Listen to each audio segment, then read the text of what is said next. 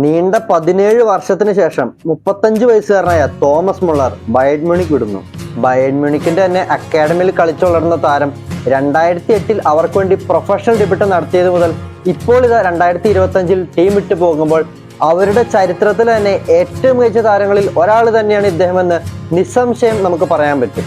കാരണം അവർക്ക് വേണ്ടി 756 മത്സരങ്ങളിൽ നിന്നായി 250 ഗോളും 276 അസിസ്റ്റും 33 ട്രോഫികളുമാണ് അദ്ദേഹം അവർക്ക് വേണ്ടി നേടിയിട്ടുള്ളത്.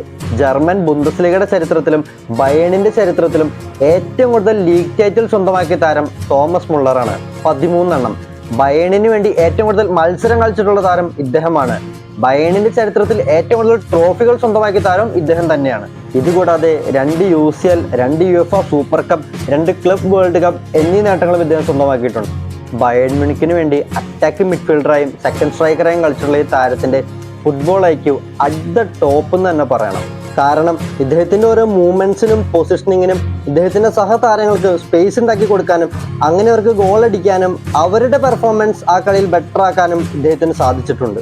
കളത്തിന് അകത്തും പുറത്തുമായി ബയേൺ മ്യൂണിക്കിൽ ഒട്ടേറെ പോസിറ്റീവ് വൈബ് നൽകുന്ന ഈ താരം ഏത് സീരിയസ് സിറ്റുവേഷനെയും ബ്രേക്ക് ചെയ്ത് എല്ലാവരെയും ഒന്ന് കൂളാക്കാൻ കഴിയുന്ന ഒരു ഫണ്ണി ഗൈ. ഇദ്ദേഹം ബയേൺ വിട്ടു പോകുമ്പോൾ ഒട്ടേറെ നല്ല മെമ്മറീസും ഒട്ടേറെ നേട്ടങ്ങളുമായിട്ടാണ് അവർ വിട്ടു പോകുന്നത്.